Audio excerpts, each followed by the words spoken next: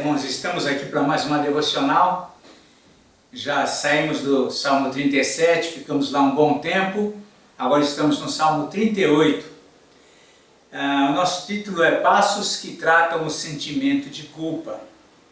E o nosso versículo base é o versículo 4 do Salmo 38, onde, entre linhas, ele escreve o seguinte: Davi: se elevam acima de minha cabeça as minhas iniquidades, como fardos pesados. Todos nós temos coisas que pesam diariamente sobre a nossa vida, sobre nós.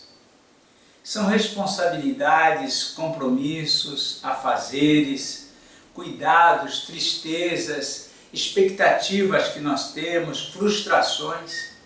Enfim, são elementos de todo tipo que pesam sobre nós diariamente. Mas nada pesa mais sobre o homem do que o sentimento de culpa e suas sequelas. Esse é um dos fardos mais pesados que pode estar sobre o homem. Pessoas gastam mensalmente rios de dinheiro com remédios e psicólogos em busca de solução para a sua culpa, para esse sentimento que o aflige. Pessoas de todo tipo passam por isso. Muitos são tomados por esse sentimento e perdem o sono, perdem a alegria, perdem o vigor, a saúde. Não há tipos de pessoas mais susceptíveis a isso ou não. Podem ser doutores ou iletrados, ricos ou pobres, homens e mulheres, pobres e ricos, jovens e idosos. Todos estão sujeitos a passar por uma situação assim. É verdade que nem todas as atitudes do homem, atitudes más, geram este terrível sentimento.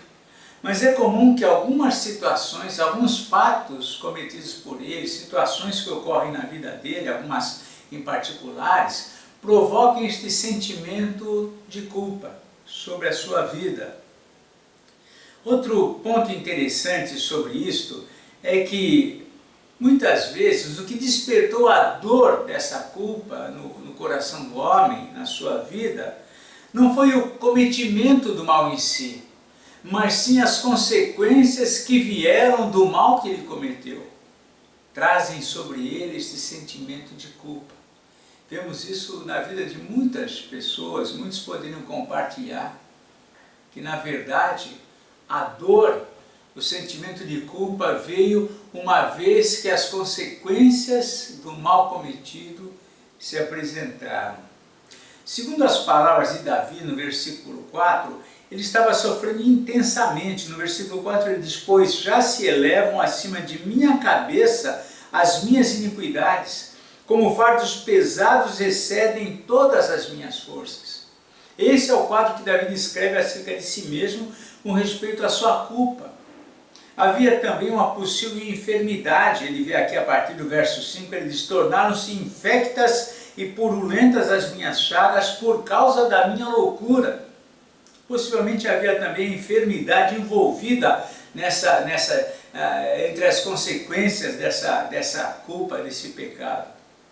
Ele também experimentou a alienação de amigos. Os amigos se distanciaram dele por conta dessa culpa, desse mal que ele cometeu. E ainda mais, com essa situação, os adversários tiraram proveito, queriam exterminá-lo, queriam matá-lo, queriam destruí-lo, por conta de tudo isso que ele estava já vivendo, enfraquecido.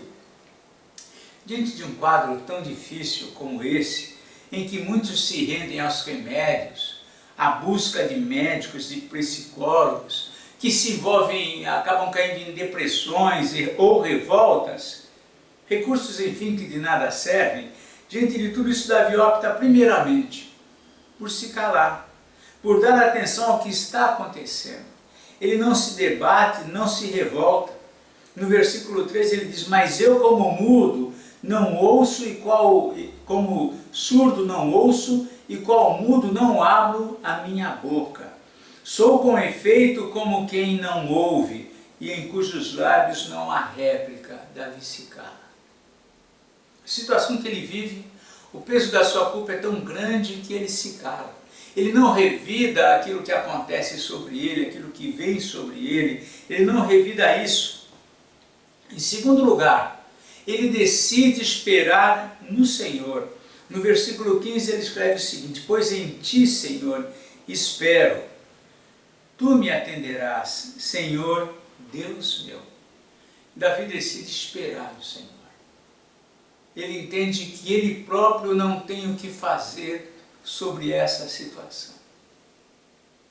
Muitos, como dissemos, procuram tantos outros meios, procuram se alegrar, procuram às vezes cair em atitudes como vícios, bebidas, procurando aplacar esses sentimentos que eles têm sobre si, mas Davi decide esperar no Senhor.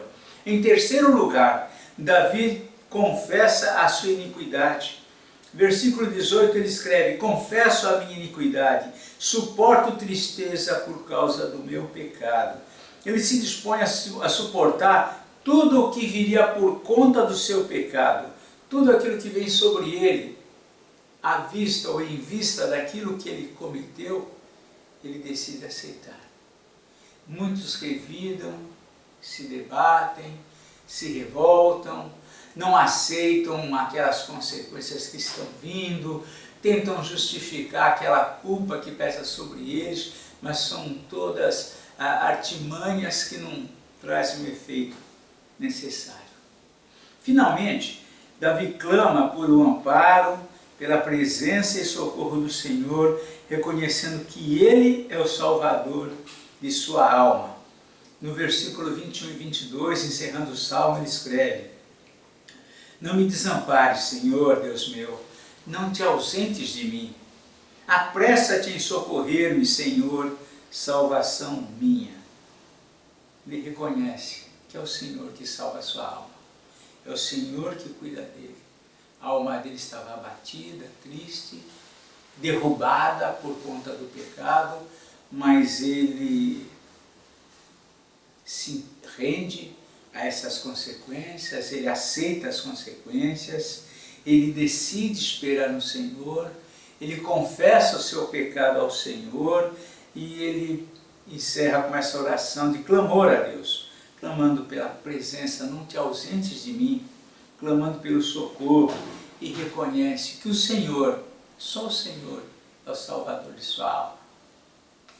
Que Deus nos ajude e que esses passos que tratam o sentimento de culpa, nós possamos aplicar na nossa vida. Muitas vezes somos nós que passamos por isso. Por vezes vemos pessoas, amigos, irmãos na fé passando por essa situação e Davi nos dá um exemplo de como lidar com um quadro assim.